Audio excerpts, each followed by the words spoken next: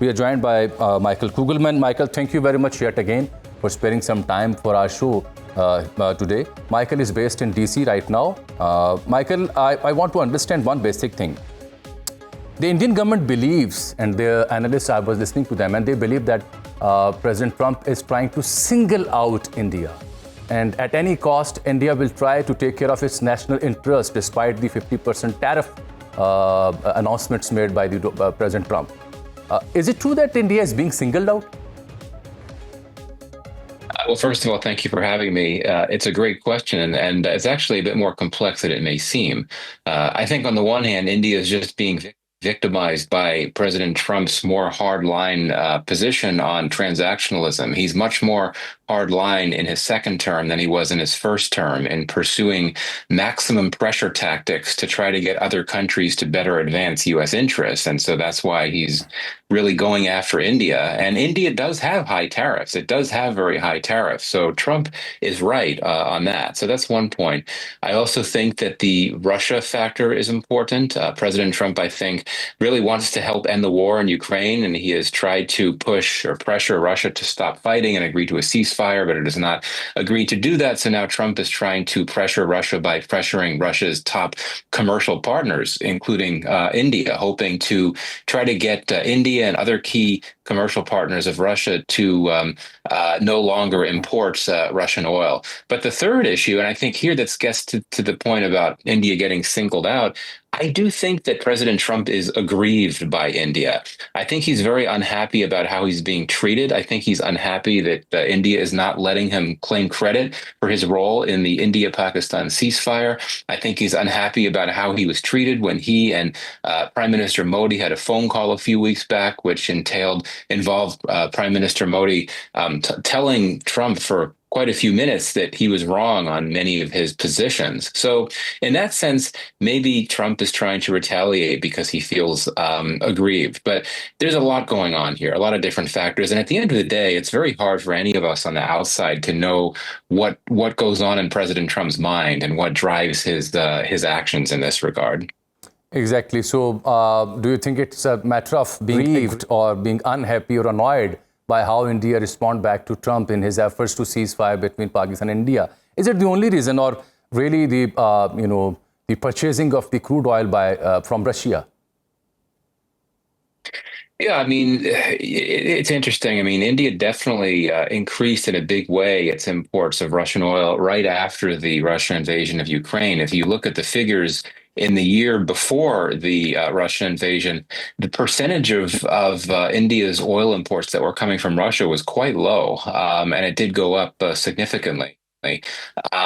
And yes, I mean, it's true. And this gets to what I said earlier. I mean, President Trump, he wants other countries to be importing more American goods, including American oil. And so in that sense, he's unhappy that India has so drastically ramped up its imports of Russian oil. So there's that commercial angle. But again, I think there's various factors here driving his actions. Exactly. मैं अपने नाज़रीन को ये बता दूं कि जो भारत यानी इंडिया जो रूस से क्रूड ऑयल लेता है वो $52 बिलियन का ख़रीदता है सस्ते दामों, और 1/3 जो रूसी तेल है उसका सबसे सप्लायर, उसका जो बायर है वो भारत है। इसके अलावा जो अमेरिका के साथ उनकी ट्रेड है उसका हजम मैंने आपको पहले बताया कि 128 से 130 बिलियन डॉलर है। तो रूसी तेल अगर $52 बिलियन तक का है तो वहाँ ट्रेड 128 बिलियन डॉलर की है। सो इट मीन्स वहाँ ज़्यादा नुकसान होगा। Michael, I was trying to let my viewers know that the Russian crude oil that India purchases is of $52 billion. On the contrary, their mutual trade between India and America, that stands around $128 billion to $130. So they had to either pick one. You had been covering India since long. How do you see this regime in India, led by Narendra Modi and Jaishankar? Would they opt that $52 billion cheap crude oil from Russia, or they would like to go back to 128 billion or 138 billion trade with America? I don't think that India's government has any intention of stopping its imports of Russian oil for a number of reasons. One, Russia is one of India's closest partners. It views Russia, and it says this publicly all the time. It views Russia as a trusted partner where there's never been any crises, and Russia has never affected India's interests negatively. There's a lot of Cold War era nostalgia at play too, but it is still a very strong relationship, and India's government likes to say that it doesn't turn on its friends, and so it's not going to turn on Russia. And then if you look at the economic aspects of it, I've seen some, pardon me, I've seen some estimates from Indian energy analysts indicating that if Russia, pardon me, if India were to stop, or to go cold and stop importing Russian oil, it could add up to $11 billion to its import bill by having to go to more expensive oil elsewhere. But then beyond that, India would make other arguments too, that it's already done so much to concede to the U.S. that it stopped importing Iranian oil, it stopped importing Venezuelan oil in response to U.S. pressure and sanctions threats. And of course, India would also point to the fact that the U.S. continues to import products, including some energy-related products, from Russia. Finally, from a domestic political perspective, for India's government to stop trading with Russia because of pressure from the U.S., that would be very politically damaging, even for a very popular leader like Modi. Exactly. Let me rephrase my question yet again. The New Delhi believes that they are irked by these announcements made by President Trump regarding 50% tax.